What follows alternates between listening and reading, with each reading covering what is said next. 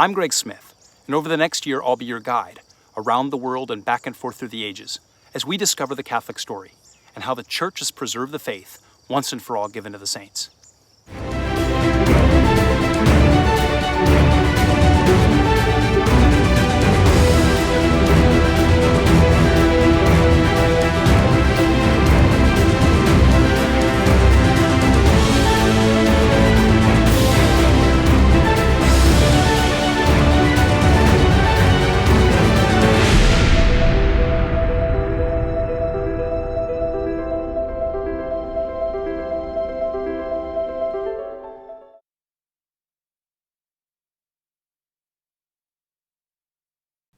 Welcome to the premiere of One Whirling Adventure.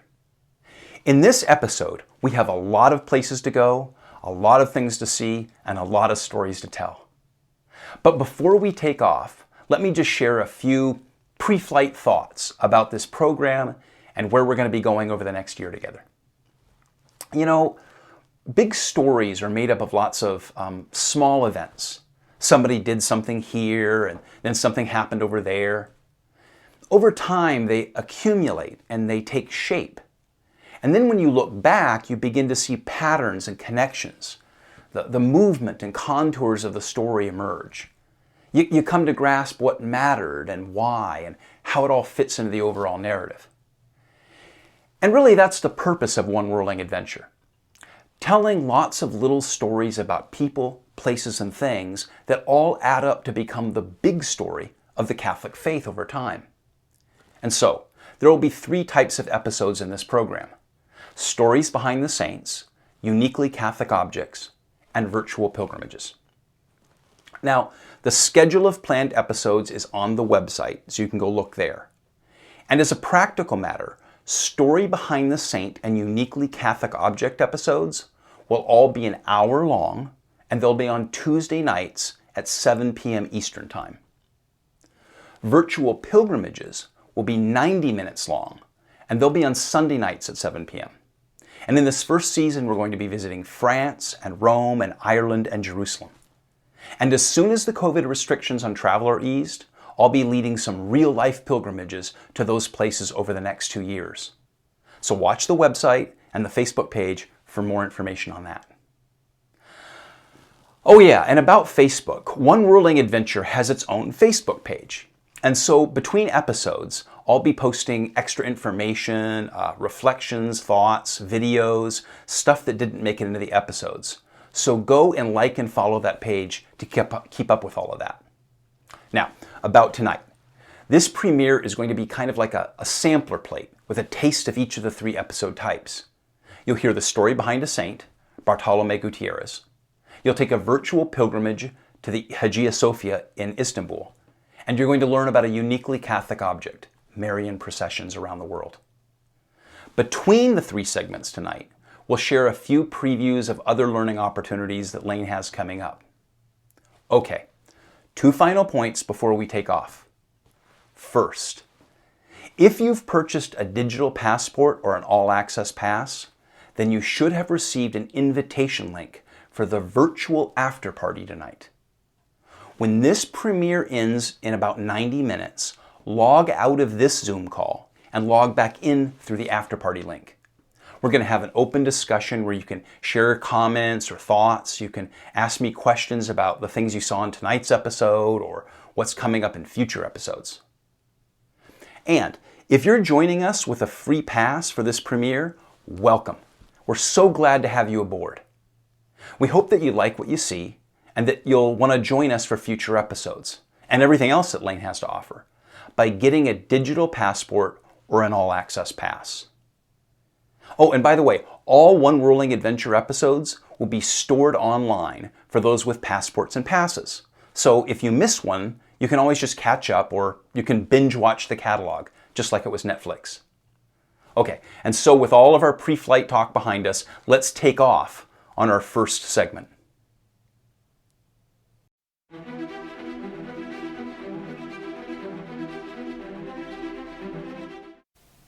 Our saint tonight isn't technically a saint. He's a blessed martyr, one notch below a saint.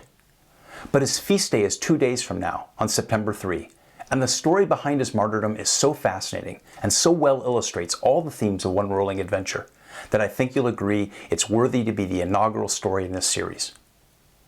Let's begin with the saint story in the format that these stories are often told in devotional guides. Bartolomé Gutiérrez was born in Mexico City in 1580. When he was 17, he entered holy orders in the Augustinian monastery there. In 1612, he was sent as a missionary to Japan by way of the Philippines. After only 2 years in Japan, he was exiled as the persecution of Christians worsened, but he chose to return 4 years later.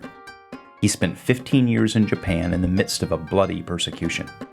In 1629, Gutierrez and another Augustinian brother, a native Japanese, were arrested. After 2 years in prison, they and 6 others, including 2 women, were tortured by being scalded alive in hot sulfur springs for a month. On September 3, 1632, they were taken to the Hill of Martyrs in Nagasaki and burned alive. Their ashes were thrown into the ocean. And now, let's discover the story behind the saint.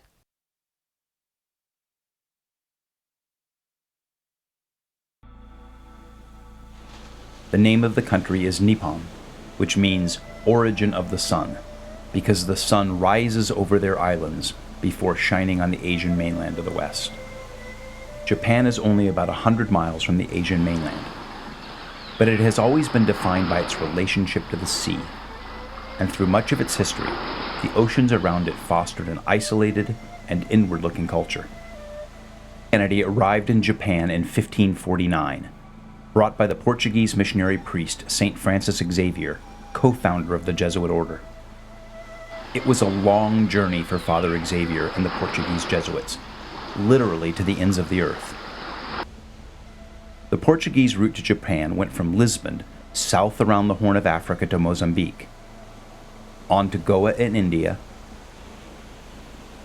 through the Malacca Straits, to the Portuguese trading base in Macau near modern Hong Kong. From there, they made their way to Kyushu, the southern island of Japan. When St. Francis Xavier and the Portuguese Jesuits arrived, they found a field ripe for harvest. Catholicism blossomed on Kyushu, the most southwesterly of Japan's home islands, and particularly around Nagasaki, the main harbor that interacted with the Asian mainland. After 50 years, only a few generations, there were an estimated 300,000 or more practicing Catholics in Japan. Hundreds of churches had been built throughout the country, not just on Kyushu, but as far as the north end of Honshu Island.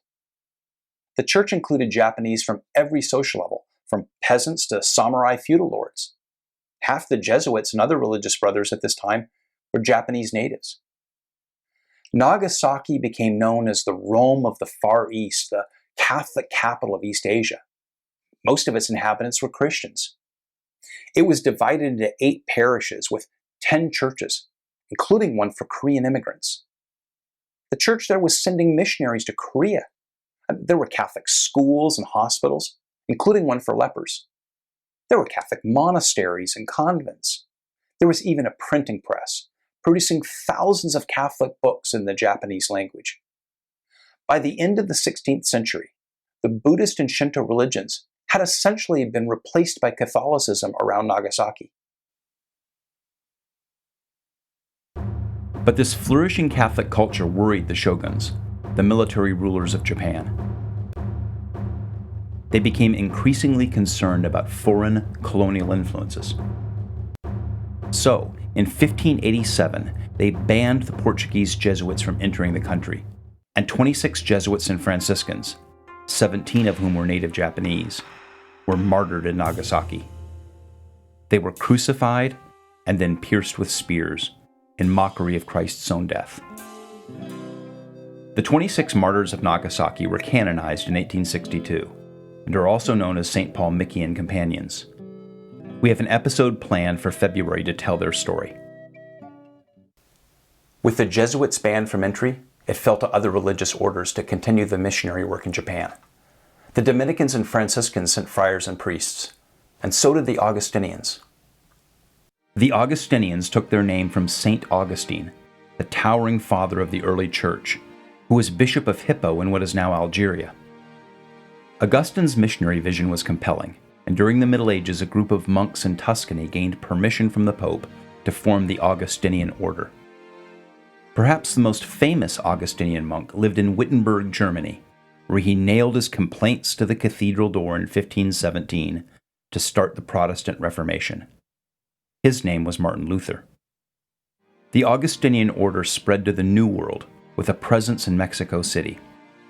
And there, in 1597, only 75 years after the Spanish conquest of the Aztecs, and 65 years after the Blessed Virgin Mary appeared to St. Juan Diego as Our Lady of Guadalupe, a 17-year-old Bartholomew Gutierrez took vows in the Augustinian order in Mexico City. After only a few years in the monastery there, he was sent to the Philippines, to Manila, which we'll visit later again in the final segment of this episode. After a few years there, in 1612, he was sent to Japan to be the prior of the Augustinian monastery in Usuki, not far from Nagasaki.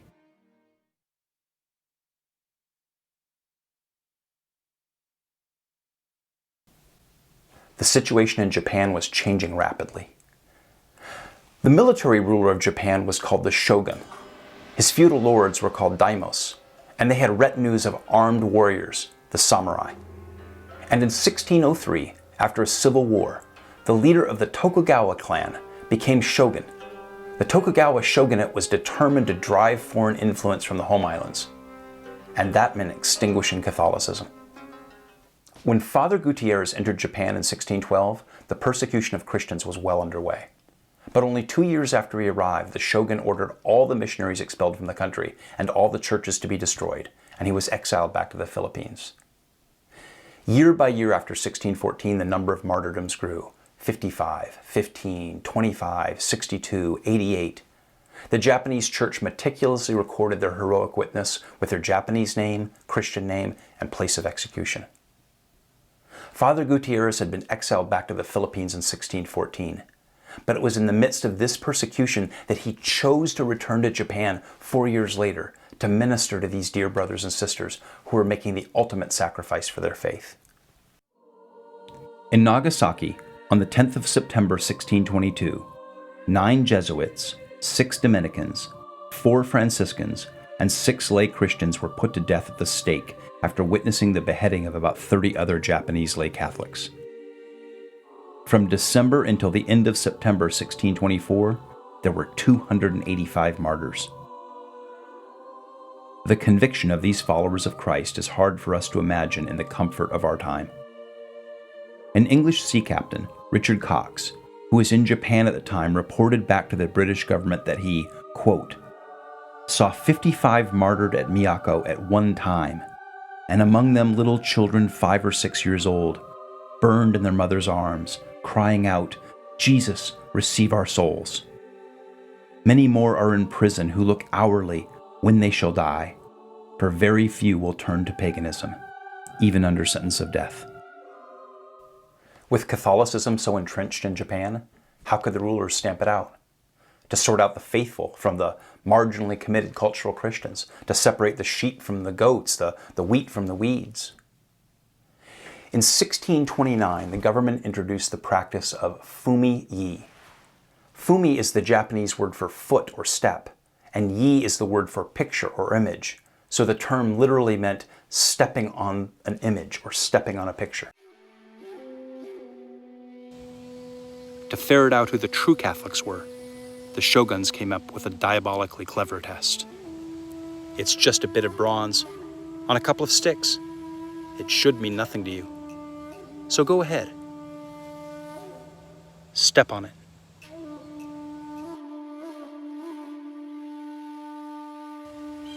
And you won't have to watch your family tortured to death before your eyes.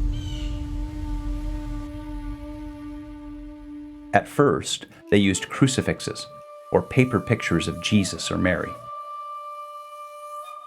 But with so many Catholics spread throughout the country, they needed to scale the persecution up with more efficient methods. And so an engraver in Nagasaki was commissioned to cast dozens of bronze plates from the melted down altars of demolished Catholic churches.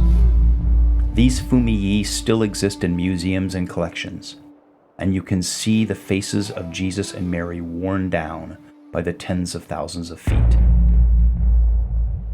At the beginning of each month, everyone suspected of being a Christian was called upon to trample on the fumiyi in the presence of the authorities. If they refused, they were tortured by various exotic methods. Some were scalded repeatedly in hot springs. Some were hung upside down in pits of human excrement. Some were beheaded, burned, crucified. Some experienced all of the above. If this sounds familiar, some of it is recounted in a famous novel by the Japanese Catholic writer Shuyusaku Indo, named Silence. Catholic colleges used to make it required reading, although I have no idea what they read these days. 2 years ago, the director Martin Scorsese made it into a film starring Liam Neeson. Now, I have a lot of thoughts about both the book and the film, and I'll share those in February when we return to Japan to hear the story behind St. Paul Mickey. Eventually, the people fought back. Not only against the torture of Catholics, but for the loss of Catholic institutions, the hospitals and monasteries and schools and convents that provided so much for the needs of the poor.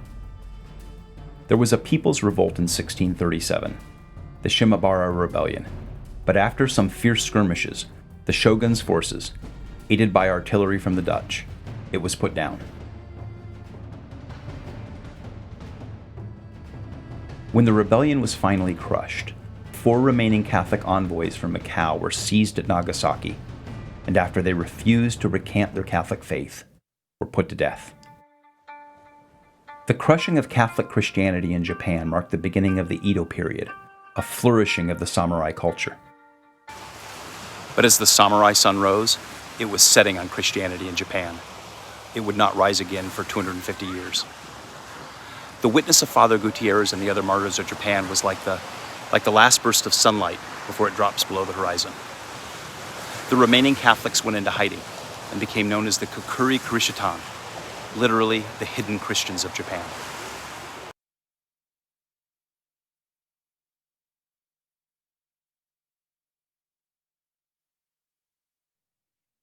In 1868, the Edo period came to an end, and foreigners were allowed to re-enter the country.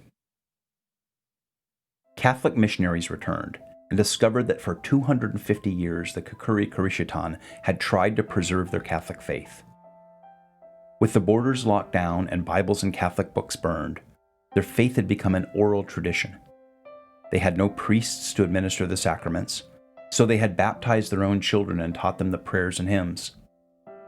They had preserved the liturgical calendar. They disguised elements of their faith, reciting Catholic prayers or singing hymns to Buddhist or Shinto melodies so as not to arouse the suspicion of their neighbors. They adapted their Catholic art and iconography to look like Buddhist or Shinto symbols. This is a statue of Mary and Jesus, given a Buddhist look to blend in. This is the crest of a Christian family. Notice the cross hidden in the design.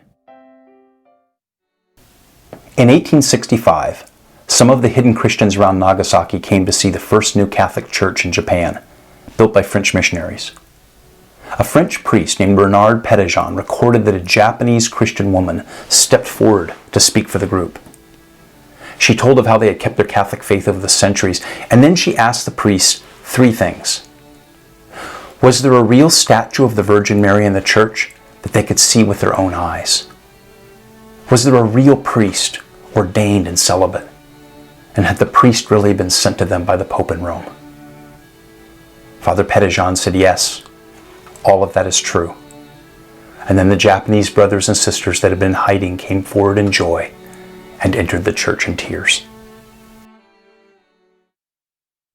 20 to 30,000 Catholics, less than 10% of the faithful when Nagasaki was the Rome of Japan, emerged from a 250-year shadow to receive the sacraments once again. Their story shocked the Catholic world. The French priest sent his description to Pope Pius IX, who called it a miracle and canonized many of the martyrs of Japan. The Catholic Church has always felt a special pain in its heart over the atomic bombing of Nagasaki because of the city's history and ground there made sacred by the witness of its martyrs. If you visit Nagasaki today, you can visit a park and a museum at ground zero of the atomic bombing. But Nagasaki has also become a remarkable Catholic pilgrimage destination. There are dozens of Catholic sites and shrines. Even the United Nations has designated them as UNESCO World Heritage Sites, called the Hidden Christian Sites in the Nagasaki region. You may have never heard this story that we've told tonight, this amazing tale about the flourishing of the church and then the hidden Christians in Japan. You know, in preparing for this episode, I checked one of the most popular textbooks on missions used in evangelical Protestant colleges and seminaries that I still have on my shelf. In 750 pages, it doesn't mention the story of the Japanese church one time. It only makes some passing reference that Jesuit missionaries in Asia produced no lasting spiritual benefits for the people over the centuries. Well, for many today, the hidden Christians of Japan are still hidden, but not after tonight. What does all of this have to say to us today? The Catholic Church in Japan is in decline once again, just like it is in the United States. But this time, it isn't the government demanding that we disavow our faith. Yet. No, we're losing it to consumerism, to postmodern values. But it's not out of the range of possibility that some 21st century version of a Fumi test could be put before us, demanding us to prove that our faith is not the most important thing in our lives. If we ever find ourselves in that position, perhaps we can draw strength from the story of the Christians of Japan. The Vatican has carefully investigated the cases of the Japanese martyrs. The Japanese Church kept meticulous records of the martyrs, including their Japanese and Christian names, the date and place of their martyrdom, and so forth. Over the last 200 years, the popes have beatified and canonized several different lists. There are the 26 martyrs of Nagasaki, the 205 martyrs of Japan, the Augustinian Recollects, and another group of 185 that were beatified in 2008 by Pope Benedict. All in all, nearly 400 Japanese martyrs have been beatified or canonized. But that doesn't include the hundreds or thousands of lay Catholics for which there were insufficient records. I'll close with the opening sentence from the official Catholic Encyclopedia's article about the Japanese martyrs. There is not, in the whole history of the Church, a single people who can offer to the admiration of the Christian world annals as glorious and a martyrology as lengthy as those of the people of Japan.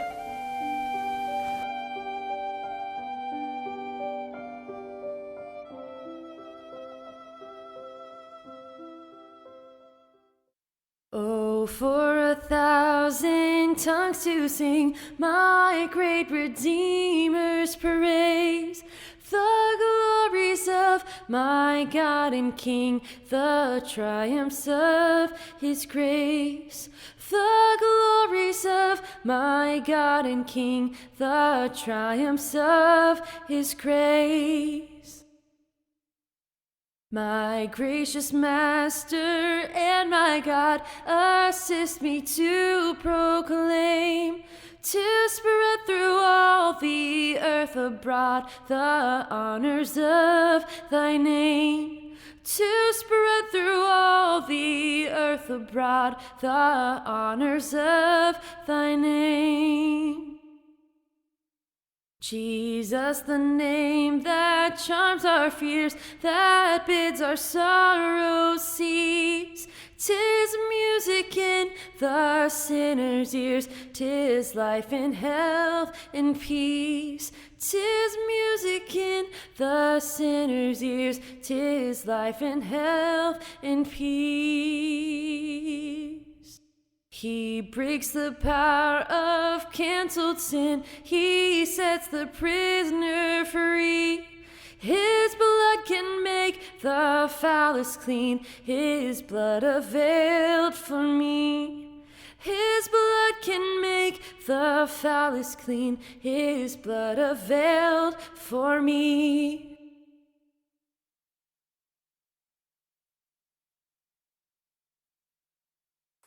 I wanted to open this series with the story behind Blessed Bartolome Gutierrez for two reasons.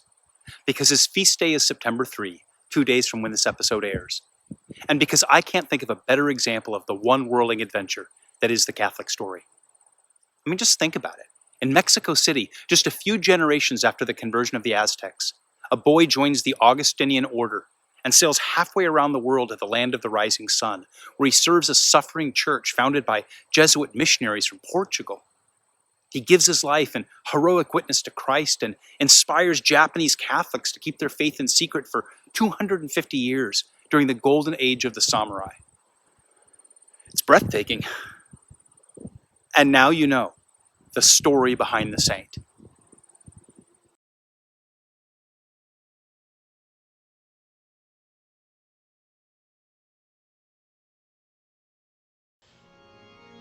Hello, I'm Audrey Thomas, the new director of sacred music here at Our Lady of the Lake in Holland, Michigan. And today I'd like to invite you to sign up for a new class that we're offering through Lane this fall, an introduction to sacred music. In this class, we're going to begin by addressing a few questions. What is sacred music? How does the church define it? And how does our knowledge and our understanding of sacred music impact the way that we worship and enhance the way that we participate in the liturgy?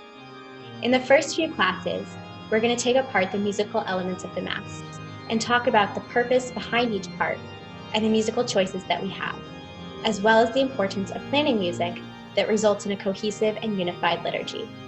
I'm going to also discuss the rhythm of the liturgical year and point out some examples of the particular musical characteristics of each liturgical season. Throughout the class, other topics will include hymnody, sacred choral music, the effect that sacred spaces have on sacred music, and the universality of the Church's music throughout the world. This class is designed to provide an understanding of sacred music's integral connection to liturgy and an exposure to the rich treasury of sacred music that the Catholic Church offers us today. There will be plenty of opportunities for questions and discussion along the way, as well as video and audio examples of the music that we discuss. Sign up today at lanecatholic.org, and I hope to see you on September 23rd.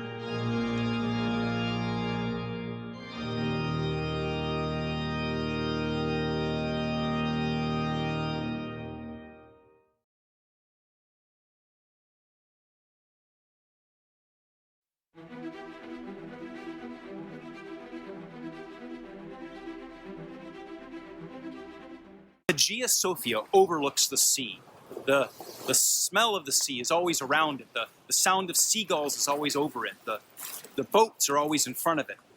And so, for this virtual pilgrimage tonight to the Hagia Sophia, I thought I'd give you a little bit of a taste for what it's like to actually be there. And since we're the Lakeshore Academy for the New Evangelization, I'm here on the shores of Lake Michigan to give you that sense. And if we ever travel there together for a pilgrimage, let this be a little bit of a foretaste. Let's go to Turkey, to Istanbul, one of the great cities of world history. Istanbul has 18 million residents.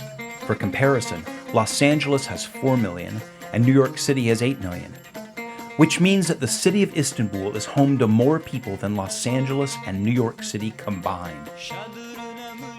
Let's go to the Hagia Sophia, one of the oldest, greatest, and most important churches in the history of Christendom. Istanbul is a city bisected by one of the world's most important waterways. Istanbul is a transcontinental city. The city itself straddles both the European and Asian landmasses. Half of the city is in Europe and half is in Asia, because it's built on the hills on both sides of the Bosporus. To understand the significance of the Hagia Sophia, it helps to understand the significance of where it's located. So let's use a little local analogy to try to make sense of it. Out there is Lake Michigan. It leads on to the rest of the Great Lakes and ultimately to the Atlantic Ocean and the entire globe. And in there is Lake Macatawa. It's the gateway to the agricultural and industrial productivity of West Michigan. And this is the narrow channel that connects the two.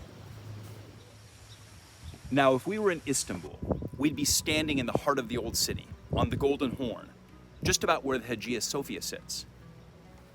In our analogy, Lake Michigan would be the Sea of Marmara, and the Great Lakes the Mediterranean. And Lake Makatawa would be the Black Sea, the gateway to Russia, Central Asia, and the Silk Road to China.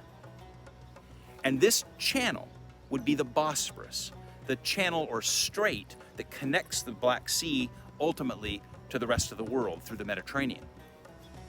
The Bosphorus is only 19 miles long, and at one point it narrows to only 800 yards wide. It's the world's narrowest strait used for international shipping. And because the city of Istanbul straddles the Bosphorus, it's a transcontinental city. We're standing in Europe, and on that side of the channel is Asia. So, we're standing at, arguably, the most important intersection of the ancient world. And that's where the Hagia Sophia was built.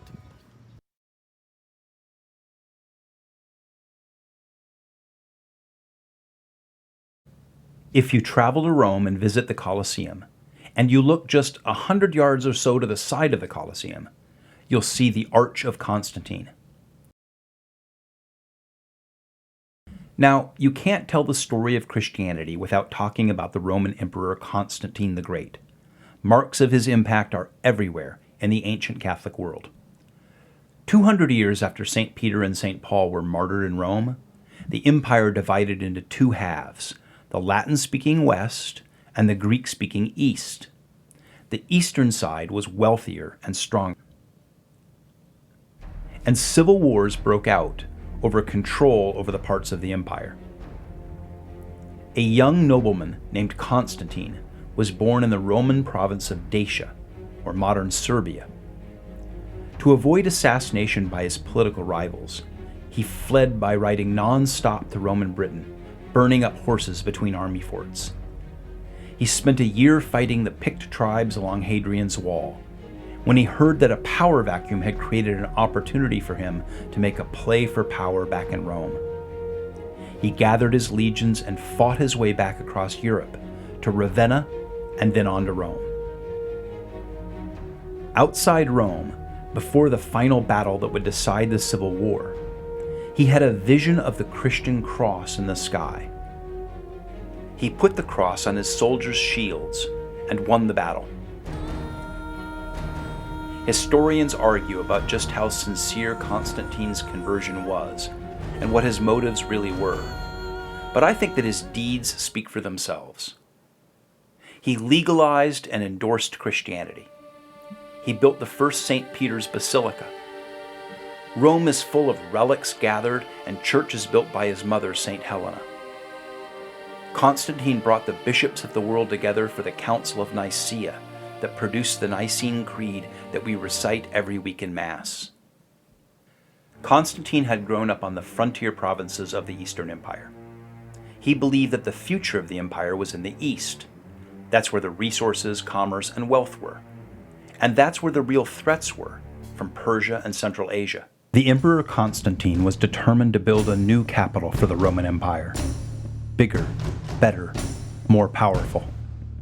He built it on the Golden Horn, at the intersection of Asia and Europe, where the Great Sea and the Black Sea meet. He called it Nova Roma, New Rome. The citizens called it Megalopolis, the Great City. Its massive walls stood, unconquerable, for 11 centuries.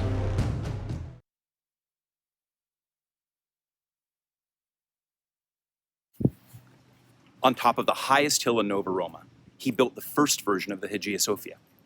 It was the cathedral church of the capital of the New Rome, the seat of the bishop or patriarch of the city.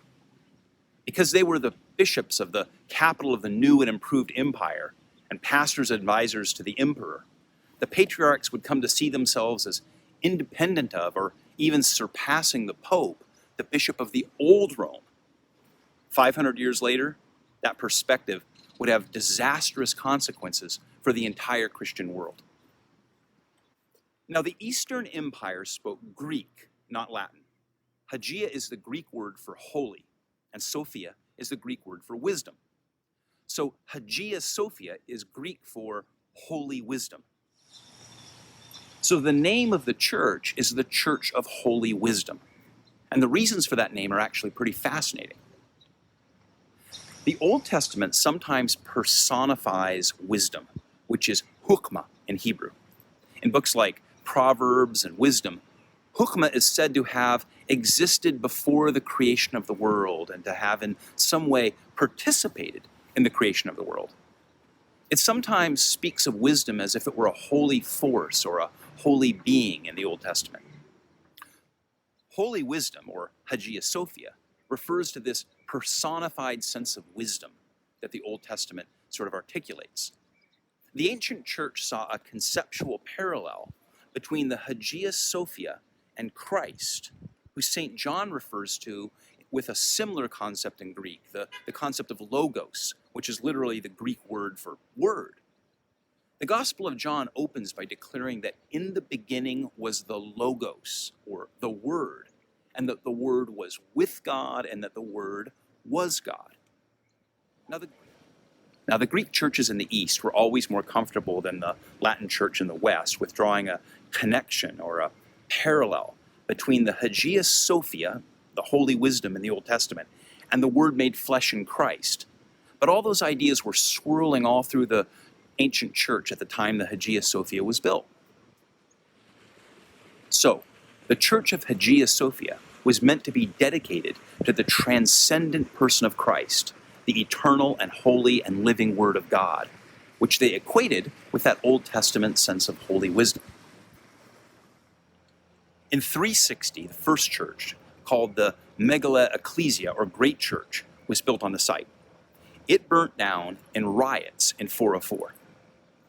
A second version was dedicated in 415, but it also burnt down during riots that raged through the city in 532. There were a lot of riots in ancient Constantinople, apparently. And while those ruins were still smoldering, the emperor at the time, Justinian the Great, declared that he would rebuild it as the greatest church that had ever been built, to rival the Temple of Solomon. He chose 2 Greeks as architects, experts in geometry, mathematics, and engineering. And he committed all the resources that he had, and he told them to get it done as fast as possible. And they did. The Hagia Sophia was built in 70 months, just under 6 years after the riots that burnt down the previous church. It was dedicated on December 27, 537. And when it was done, the Emperor Justinian said, "Solomon, I have outdone thee."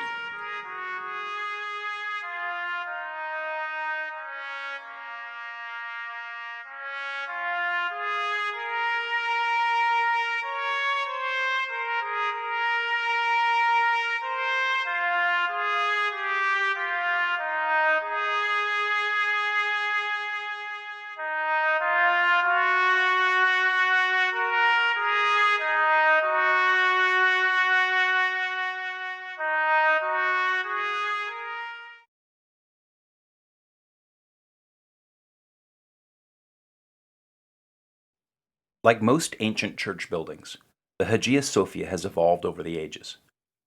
That region of the world is subject to earthquakes, and several earthquakes, as well as fires, have forced elements of the Hagia Sophia to be rebuilt over time. Several man-made catastrophes have also forced changes. In the 8th and 9th centuries, there was a theological movement called iconoclasm. The iconoclasts wanted to eliminate sacred images, like the icons of the Pantocrator or Theotokos. Some of the original images in the Hagia Sophia were removed or destroyed. Now I'll discuss the iconoclast movement in detail in episode 2 when we explore icons and sacred images, so join me for that.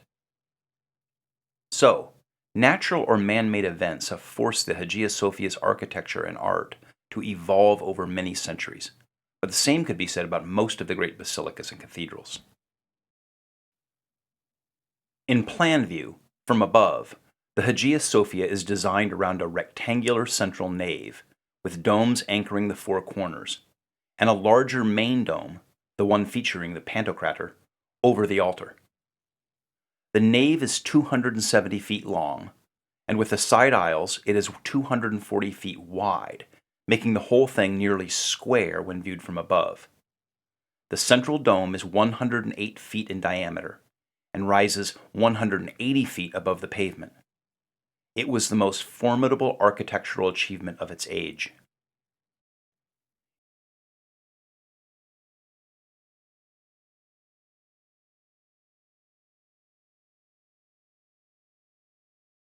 In elevation view, from the side, you can see that it has two floor levels: the main or ground level, on which the altar is positioned, and a gallery level over the side aisles, in a style similar to a Roman loggia.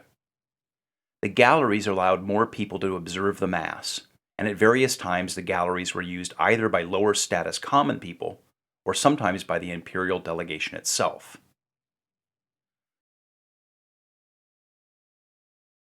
No discussion of the Hagia Sophia would be complete without mentioning the engineering achievement of suspending a dome of those dimensions at that height.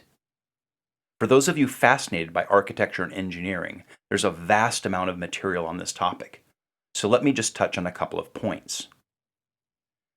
Before the Hagia Sophia, the largest freestanding dome was the Pantheon in Rome, built 500 years before the Hagia Sophia, which every tourist or pilgrim to that city has no doubt seen.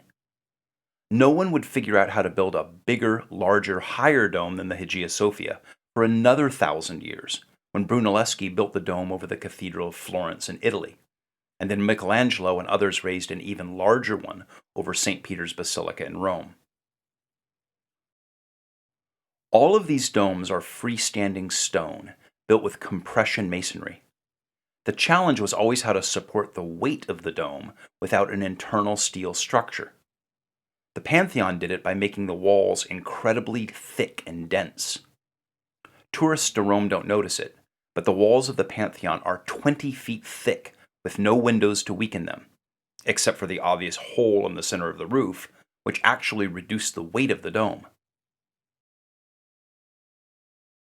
But the Greek engineers who built the Hagia Sophia wanted it flooded with light. Their ingenious solution was to build 4 concave piers called pendentives. The enormous weight of the central dome rests entirely on the pendentives, which allows the walls to be perforated by windows.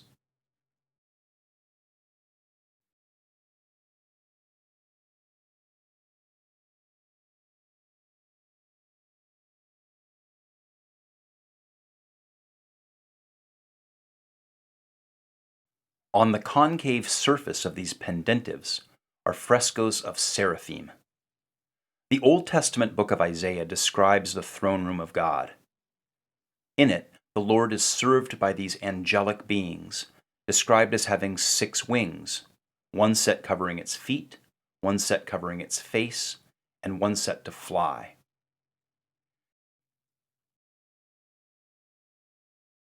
The effect in the Hagia Sophia is to reinforce that the icon of Christ Pantocrator at the top of the dome is the incarnated God of the Old Testament.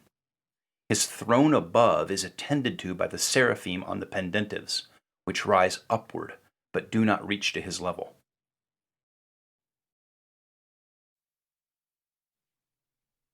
The architecture creates an ethereal space for liturgy and sacred music. A few years ago, engineers at Stanford University created a virtual computer model of the interior of the Hagia Sophia. The model digitally reproduces the acoustics of the original space under the central dome, with an incredible 12-second reverb decay. They then worked with Cappella Romana, a professional vocal ensemble that performs sacred classical music in the Christian traditions of East and West. Cappella Romana sang the Eastern liturgy as it would have been performed more than 1,000 years ago. They produced the first vocal album in the world to be recorded entirely in live virtual acoustics, Lost Voices of the Hagia Sophia, medieval Byzantine chant. The result is that for the first time in centuries, we can actually hear what the liturgy sounded like in the Hagia Sophia. This is Psalm 140.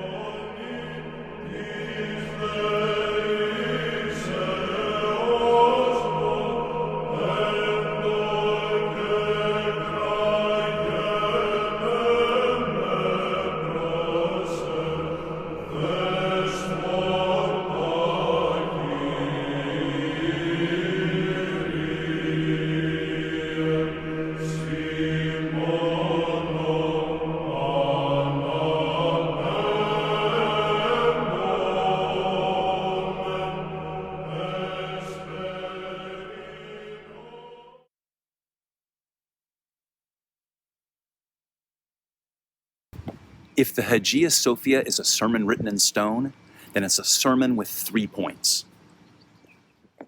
First point, the divine Logos, the holy wisdom, Jesus Christ, is the Pantocrator. In Greek, the all-powerful. The Son is the image of the invisible God, the firstborn over all creation. For in him all things were created, things in heaven and on earth, visible and invisible, whether thrones or powers or rulers or authorities, all things have been created through him and for him. He is before all things, and in him all things hold together.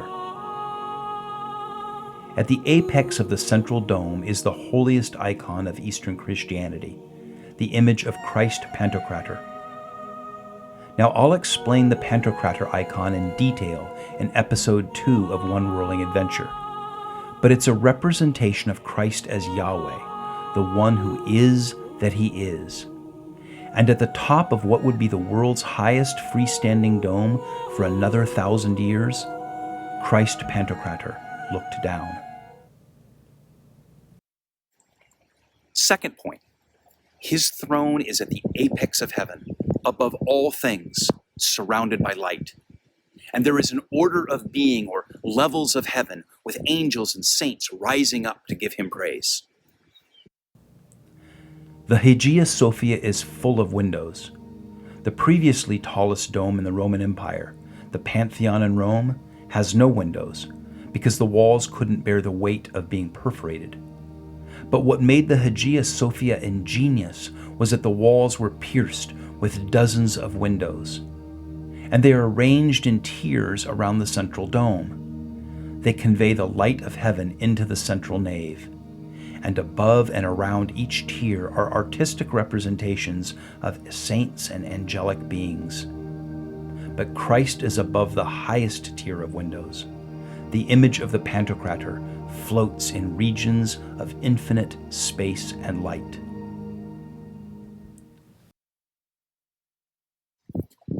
Third point, wisdom has built a house, and she is the Blessed Virgin Mary, the Theotokos, the Mother of God.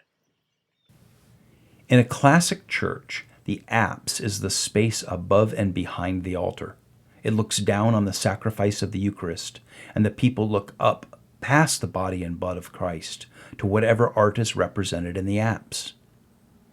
In the Hagia Sophia, the apse is an icon of Mary, and that has an important connection with the name of the church, because Mary is not depicted alone, but as the Theotokos, the God-bearer or Mother of God. Mary is not God, of course, but she is the greatest of the created beings because she is the one who brings the Pantocrator into this world. In Proverbs, Holy Wisdom speaks, saying, "I have built a house for myself." The Church Fathers saw this as a reference to the Incarnation. The divine Logos, the Hagia Sophia, made a house for himself in the person of Jesus Christ. But if you back that up one step, you realize that the Word made a house for himself when he created the Virgin Mary who would bear him. She is the tabernacle of the new covenant.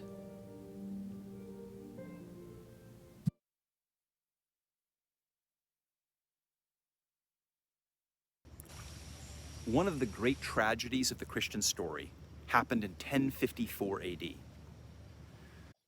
Over the centuries, a terrible gap had grown between the Western Church, led by the Bishop of the Old Rome, the Pope, and the Eastern Church, led by the Patriarch of Constantinople, ostensibly the New Rome.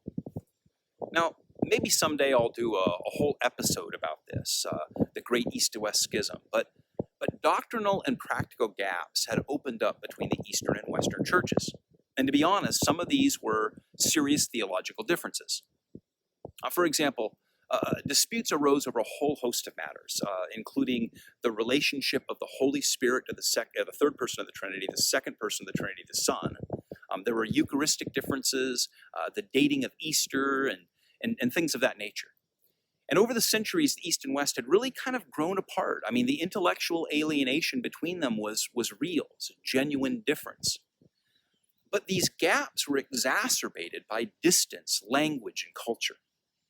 During the height of the empire, Rome and Constantinople had been connected by regular communications. I mean, you could travel between the two of them inside 2 weeks, and people did every day.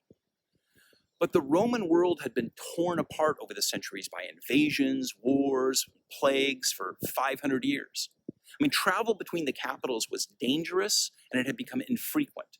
And regular communications and interactions between the two, and between the two governments and between the two churches, had broken down. And they spoke different languages, Latin and Greek. During the height of the empire, educated people and the elite, all of the ruling class, they all spoke both. But by the year 1000, there were very few people who could be found that were, actually bilingual. The leaders on both sides, they literally couldn't understand what the other side was saying. And a lot was lost through translators, especially on, technical theological points. And their cultures had evolved. I mean, both sides had different lifestyles, different practices. They dressed differently, they sang different songs, they had different liturgies, celebrated different feast days, in some cases honored different saints. So it was nearly impossible to resolve these doctrinal disputes when they literally didn't understand or even really like each other. And their politics put them at odds. See, the Bishop of Rome, the Pope, obviously, and still does, claimed primacy and jurisdiction over all the other bishops of the world as the successor of Peter, since Peter had been the first bishop of Rome and the Pope was his successor. But the patriarchs of Constantinople argued that since they were the bishops of the new Rome, they were not subject to the bishop of the old Rome. And so the stage was set for, at the very least, a massive misunderstanding and a chaotic disaster at the worst. And the worst case scenario played out. In a scene which would be hard to believe if it was in a Hollywood movie, in 1054, the papal ambassador to Constantinople walked into the Hagia Sophia itself during Mass and slapped the document on the altar, excommunicating the patriarch in the Pope's name. The problem was that the Pope in Rome didn't know because he had died several weeks earlier. And because of the breakdown in regular communications, the ambassador didn't know the Pope was dead. And he issued the excommunication on his own authority, but in the Pope's name. Well, the patriarch returned the favor, and he excommunicated the ambassador and the entire papal delegation, their whole diplomatic corps. And then things fell apart from there. This was the great East-West schism of 1054, which has divided the Roman Catholic Church from the Greek and Russian Orthodox churches ever since. Again, maybe someday we'll do a whole episode about this, but suffice it to say that the wound has never completely been healed. And to this day, there are not only practical differences, but in some cases, doctrinal differences between the two. And so, except for a few decades in the 13th century when Western forces controlled the city of Constantinople, the Hagia Sophia ceased to be a Catholic church 1,000 years ago.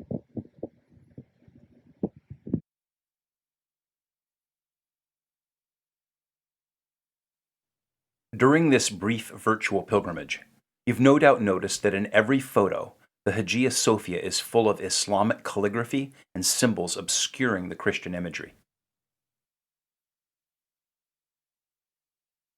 That's because of what happened in 1453. That 1453 isn't an instantly recognizable date in world history, like 1492 or 1776, is a failure of our educational system. Few dates have been as significant in the course of world history. The Western Roman Empire collapsed 50 years before the Hagia Sophia was even built. The empire continued to live on in the East, though. It has been called the Byzantine Empire, but they thought of themselves as Rome and called themselves Romans. 200 years after the Hagia Sophia was built, an Arabian named Muhammad declared himself to be the last of the prophets and launched a new religion, Islam. Islamic armies tore through the fragmented wreckage of the Roman Empire, rolling up former provinces and cities that could no longer defend themselves. Nova Roma was the last bastion of Roman Christendom in the east. Its massive walls on the stronghold of the Golden Horn, its armies and navy, held out for over 700 years against every invader that tried to take it. But, isolated and battered over the centuries, in 1453 its legendary walls were breached by the Ottoman Turks under the leadership of Mehmet the Conqueror.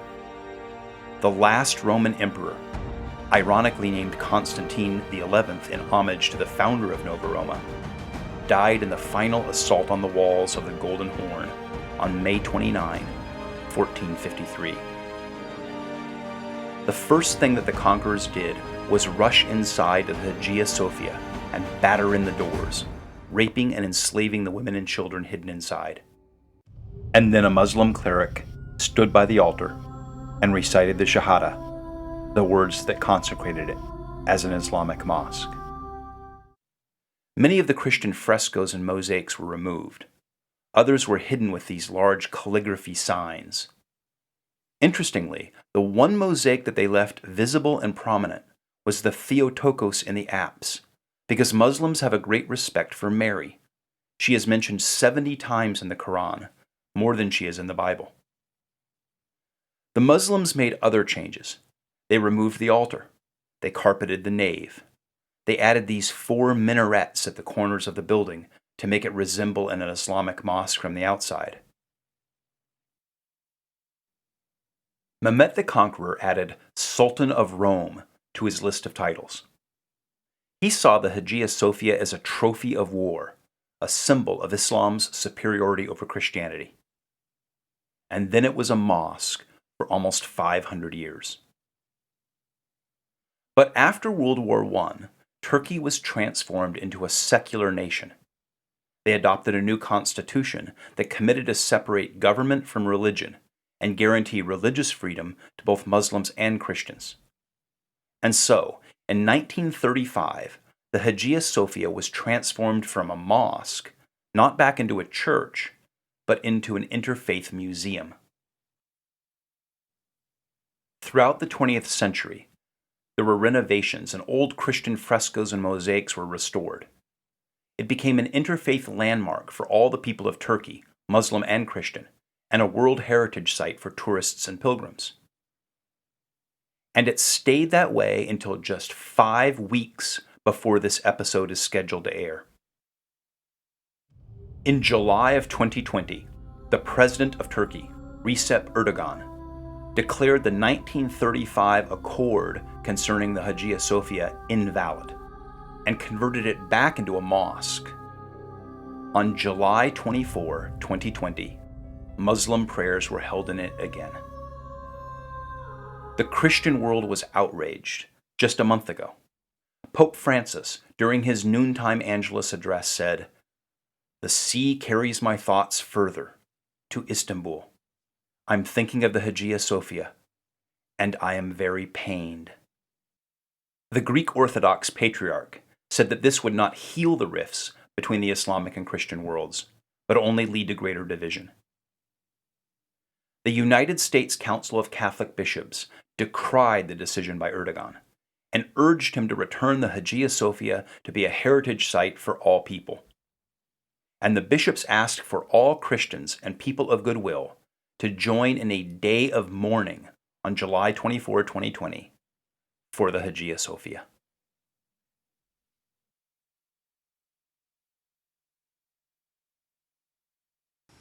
The purpose of this program, One Whirling Adventure, is to tell the story of how the Catholic Church has twirled and twisted through time and space, contending for the faith that was, once and for all entrusted to the saints. And I don't think that there's a single church building in the world that better illustrates not only the glories and successes of the Catholic story, but also the complex challenges that Catholicism has faced along the way. And I don't think there's a single church building that I can think of that forces us to face the complexity of the Catholic story. Because while the Hagia Sophia is no longer a Catholic church, the Catholic Church has really sort of never given itself away to defend it for its own sake. It would have been easy for the popes at different points along the way to concede doctrinal points here or make political accommodations there. The Hagia Sophia is kind of like a family tree. You look back on it and you see who we were and how we got to where we are. But I don't think that the story is over. I mean, it would be foolish to believe that the last chapter has been written for this 1,500-year-old landmark. It may not happen in our lifetimes, but I feel pretty certain that there are more surprises to come in the story of the Hagia Sophia. In the meantime, the Holy Father and our bishops have asked us to pray for and keep the Hagia Sophia in our prayer intentions. And so, for no other reason than that, I think it's been worth a virtual pilgrimage, and maybe a real pilgrimage. If you're interested in coming with me to Istanbul to see the Hagia Sophia, then message me at Lane. I'm planning on offering a trip there sometime in the next year or two.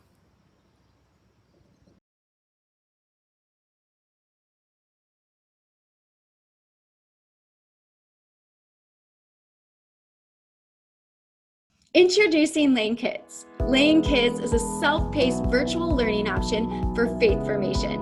In these uncertain times, Lane Kids is an adventure in learning for kindergarten to 5th grade students. The learning platform is easy to navigate and supports students and parents, making growing in faith simple and fun. Lane Kids follows the new curriculum set forth by the Diocese of Grand Rapids.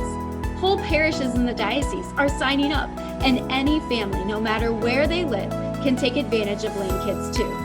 With guided meditations, experiential moments such as live online adoration, interactive lessons, and exciting crafts and activities, Lane Kids is here to support you in all your elementary faith formation needs. Sign up at lanecatholic.org.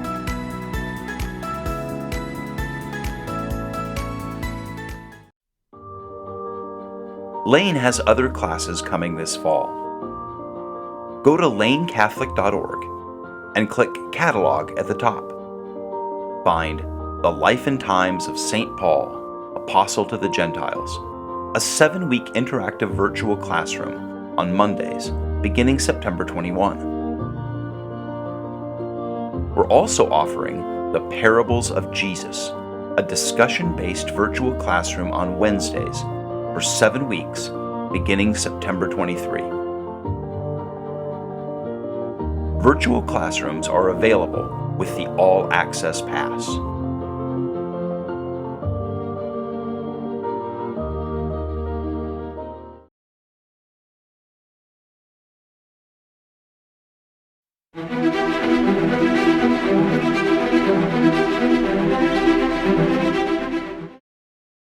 For our final segment of the episode, let's look at a uniquely Catholic object, Marian processions. As we'll see in this segment, Catholics all around the world love marching in Marian processions to celebrate her major feast days. But of all the things Protestants distrust and find distasteful about Catholicism, near the top of the list is all this parading about with statues of Mary. Not long after I'd converted to Catholicism, I ran into an old friend at a dinner party. He's a well-respected Christian author and speaker and evangelical Protestant. We hadn't probably seen each other in 6 or 8 years, but he'd heard from friends in the meantime that I had become Catholic. So we have this sort of awkward conversation, because from his perspective, I'm sort of playing for the other team now. We're sort of staring at our wine glasses and trying to think of something to say, but he's a good man and he wants to say something nice. So he says something like, you know, I love reading Catholic philosophers when they write on logic or pro-life or biomedical ethics, things like that. They're so insightful and cogent. He says, you know, there's something really attractive about the Catholic intellectual tradition. And I'm like, and then he says, but,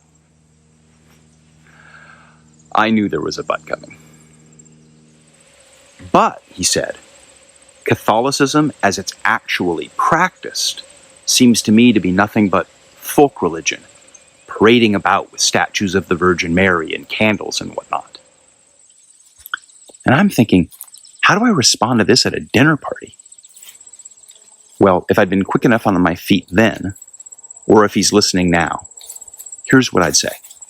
The same Catholic intellectual tradition that my evangelical friends admire so much, and all the great minds that it produced, also produced Marian devotion. They can't have it both ways. The philosophers that they call insightful and cogent saw no contradiction between rigorous thought and parading about with statues of Mary, because they grasped that at its core, in its essence, Christianity is an incarnate religion, not just a belief system. And it's centered on the act of the incarnation, which Mary's fiat, her yes at the Annunciation, made possible. As the Church Fathers often pointed out, the first Eve's no to God's will brought about sin and death, but the new Eve's yes brought about salvation and life.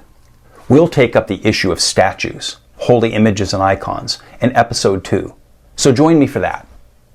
But for now, where does this whole parading about with statues of Mary come from? And why do we Catholics do so much of it? To begin to answer that question, let's travel southeast from the Hagia Sophia, just 230 miles to the ancient city of Ephesus. During the Roman Empire, Ephesus was an important center of commerce and culture along the coast of Asia Minor. It was famous for its temple to Artemis and great amphitheater. St. Paul helped to start a church in Ephesus, and a few years later wrote a letter of advice and instruction to the Christians there, the Epistle to the Ephesians. But Ephesus also has ancient connections with the Virgin Mary. One of the last things Jesus did on the cross was to entrust the care of his mother to John, the beloved apostle. No doubt, John took that responsibility very seriously for the rest of her life. The historians in the early church said that the apostle John settled here in Ephesus, teaching and training disciples, and lived here until his death when he was nearly 100 years old. There is a tradition, and to be clear, it's not an authoritative church teaching, and thus it's not a matter of faith. It can't be proven, or disproven for that matter. But tradition says that John brought Jesus' mother, the Virgin Mary, to Ephesus to live with him. Believe it or not, the story goes that, to keep Mary safe from harassment or persecution from the authorities, John had a small house built for her on a mountain that overlooks the city, about a 3-hour walk from town. It would be here, therefore, that she fell asleep in the Lord and was assumed into heaven, what the Catholic Church calls her dormition. You can visit the house, and if you come with me on our next lane pilgrimage to Turkey, we will. Now, my Protestant friends might consider all of this to be nonsensical Catholic mythology. But consider this. In the book of Revelation, John clearly states that he received the revelation while he was exiled by the Roman government on the island of Patmos. The early church historians record that he was living in Ephesus. And where exactly is Patmos? Only 59 miles as the crow flies from Ephesus and the house that tradition holds the Virgin Mary lived out her days in. John's tomb is also in Ephesus, and both his tomb and Mary's house are visited not only by Christians, but by Muslims in Turkey, because Muslims have a great respect for Mary. So, Ephesus already had something of a connection with Mary, but it doesn't end there. 4 centuries later, a doctrinal controversy arose in the church over the nature of Jesus' human body.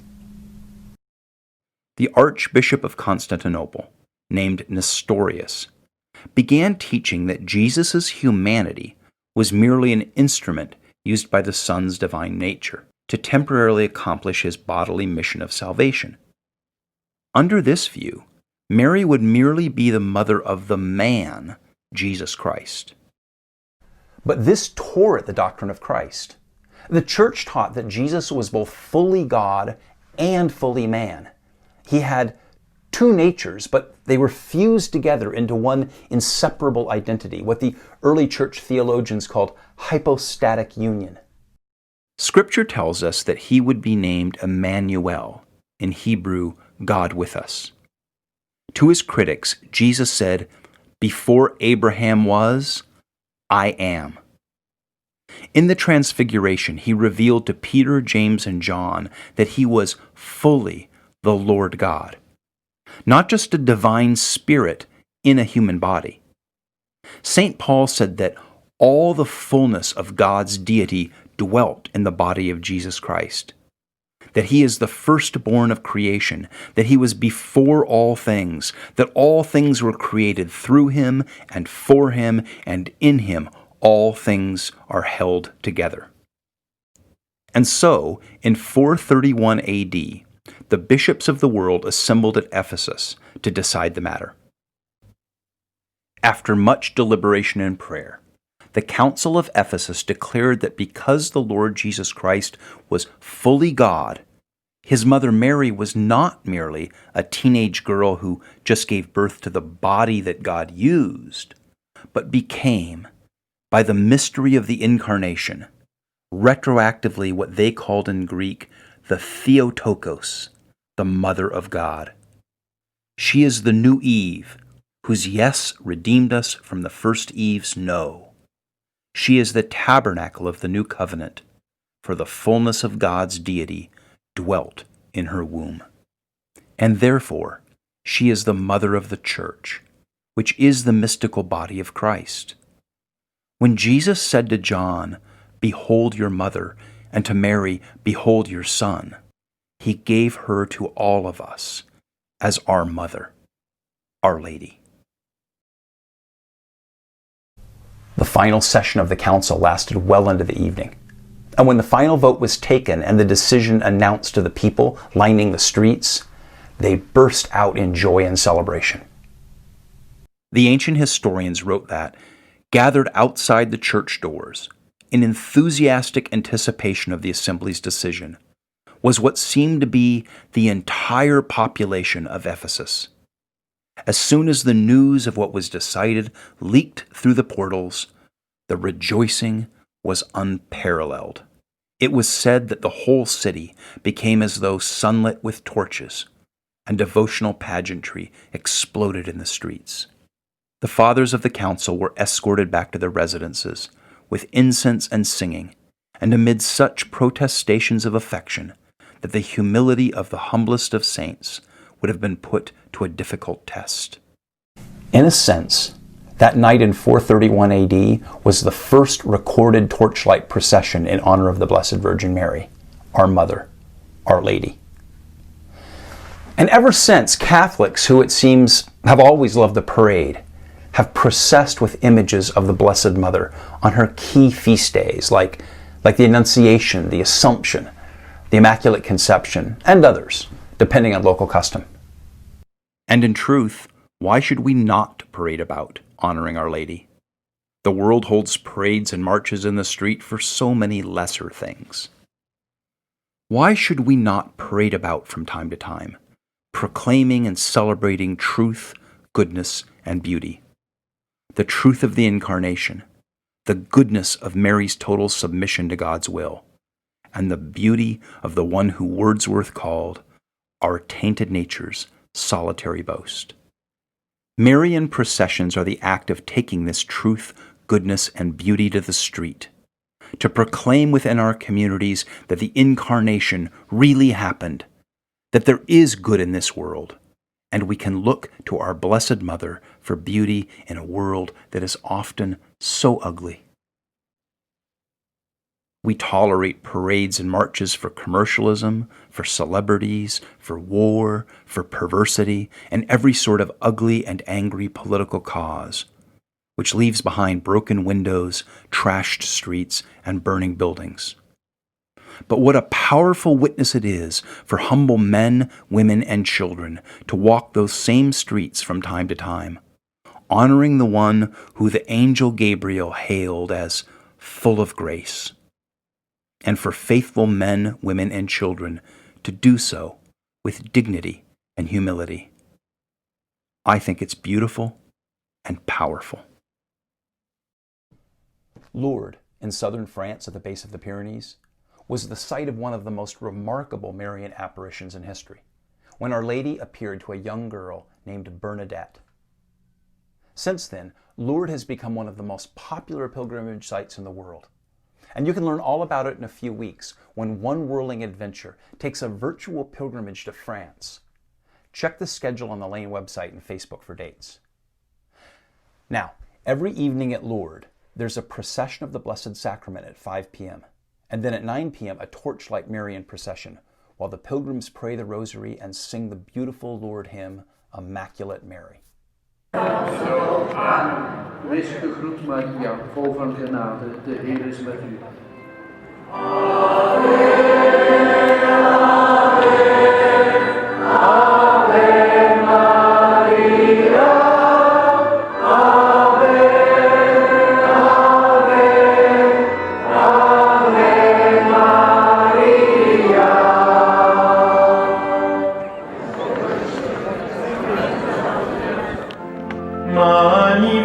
Magnificat, magnificat, anima mea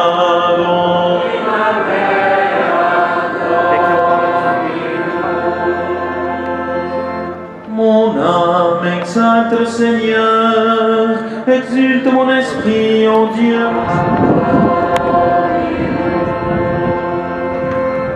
Proclama mi alma la grandeza del Señor, se alegra mi espíritu en Dios.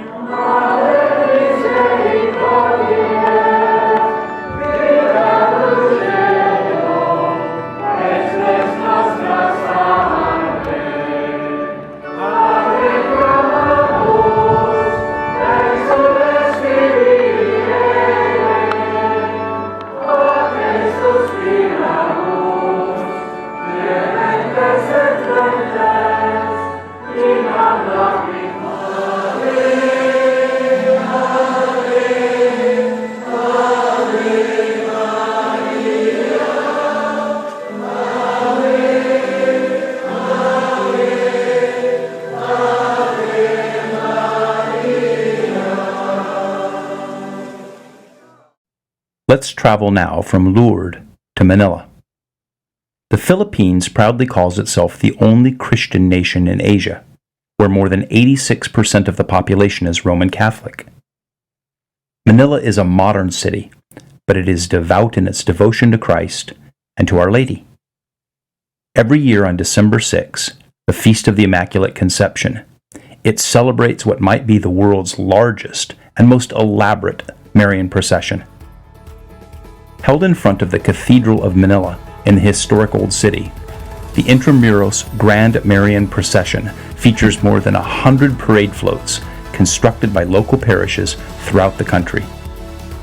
It is a national celebration of their faith and love for Our Lady.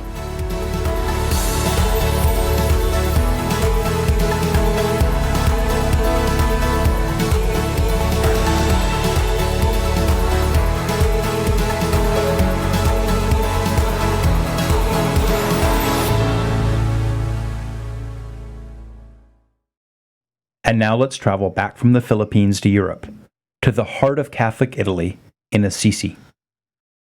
Last fall, we took a Lane pilgrimage to Italy, and we visited Assisi, the birthplace of St. Francis and the Franciscan movement. While we were there, we took place in an evening rosary service in the Basilica of St. Mary of the Angels, which was built over the Portiuncula, the little chapel that is the heart of the Franciscan order. With thousands of local Italians, we prayed the rosary and we processed with the statue of Santa Maria through the piazza and back into the basilica. Here's what it was like to be a part of that procession.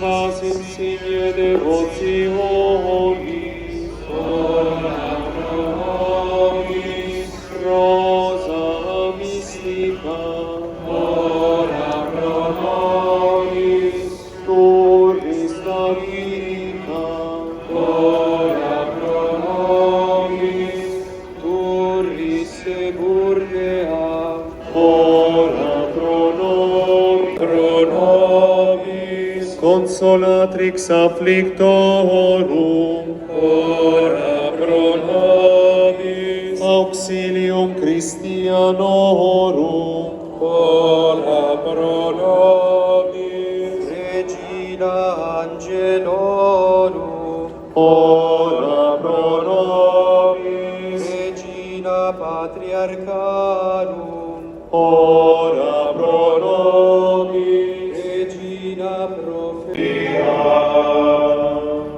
Regina Virginum, ora pro nobis, Regina Sanctorum omnium.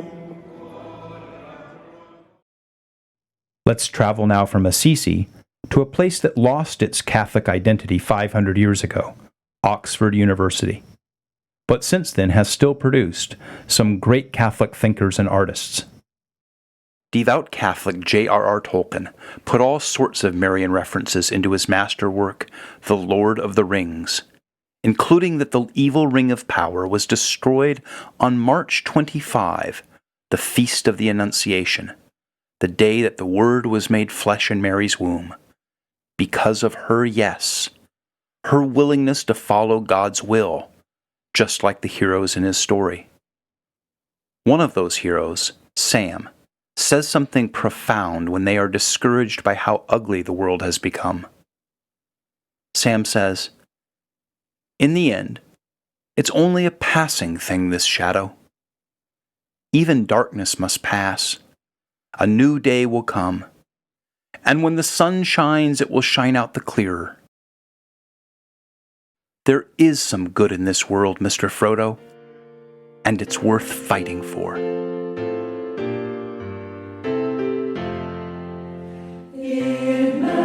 Immaculate Mary, your praises we sing. You reign now in splendor with Jesus our King. Ave, Ave, Ave Maria. Ave, Ave Maria. In heaven the blessed your glory proclaim.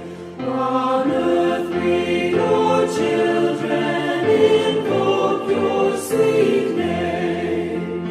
Ave, Ave, Ave Maria. Ave, Ave Maria. We pray for the Church, our true Mother on earth, and beg you to watch o'er the land of our birth. Ave, Ave, Ave Maria. Ave, Ave Maria.